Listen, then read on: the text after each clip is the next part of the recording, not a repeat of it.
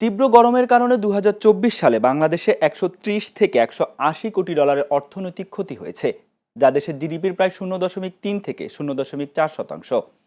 বিশ্বব্যাংক, যুক্তরাজ্যের আন্তর্জাতিক উন্নয়ন সংস্থা এফসিডিও, সিটি রেজিলেন্স প্রোগ্রাম এবং global facility for disaster reduction and recovery এর সম্মিলিত প্রতিবেদনে এই তথ্য উঠে এসেছে। এতে বাংলাদেশ, ভারত, নেপাল, ভুটান, শ্রীলঙ্কা ও মালদ্বীপের শহরগুলোর উপর চরম তাপের অর্থনৈতিক প্রভাব বিশ্লেষণ করা হয়েছে।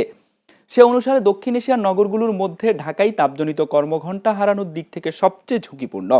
বর্তমানে ঢাকায় বছরে ৪,৬৫,০০০ পূর্ণকালীন চাকরির সমপরিমাণ সময় নষ্ট হচ্ছে, যা ২০৮০ সালে ১৬,৫০,০০০-এ পৌঁছাতে পারে।